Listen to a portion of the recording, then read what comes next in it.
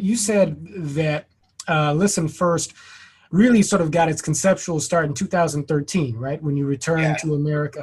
with that essay written in Africa. That's right. Right. Well, that was, yeah. So that was my quick question. Was there something about returning to the United States from Uganda, which I think anybody would imagine is in most respects a very different place from just about any part of the USA by and large? Was there something about coming back here from Africa, from Uganda, that maybe sort of shifted you psychologically in a way to where you could more readily recognize some of the fundamental problems that were riding the undercurrents of our civic culture here?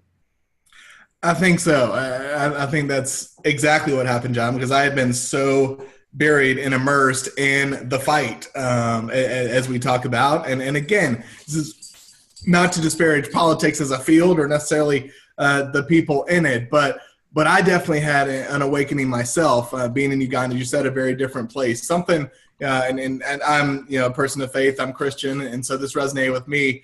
Not too much of an aside, I hope, but somebody observed that when they went to Uganda, and it's Katie Davis from Nashville, Tennessee, wrote a book, Kisses from Katie. Her experience was that Uganda and Africa more broadly is spiritually rich but materially poor. And she juxtaposed that with the United States, which in many ways is materially rich but spiritually poor. And I think that's true, but to expand it even beyond just the spiritual realm, I think what I found is that the relationships and the love between people, despite differences in Uganda, and of course you have tribal factions like everywhere else, but that kind of love and care and concern for one another that seemed to transcend any disagreement, despite the material poverty, I think is what led to me looking back at North Carolina, looking forward to coming back to, the comforts and the trappings and all of the prosperity that we enjoy here in America, but saying, holy cow. And despite all that, we are at each other's throats, and we seem to have lost perspective on the humanity and the common bonds that we have. Washington Post did a survey that said many fewer of us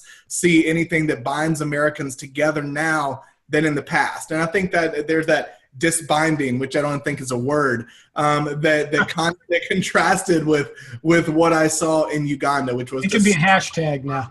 Right together. Yeah, let's make that happen. There you go. So I do think that without having that kind of grounding experience and seeing the way a different culture prioritizes relationship and care and empathy for the other, definitely opened my eyes to something that I felt like we could improve here in our culture.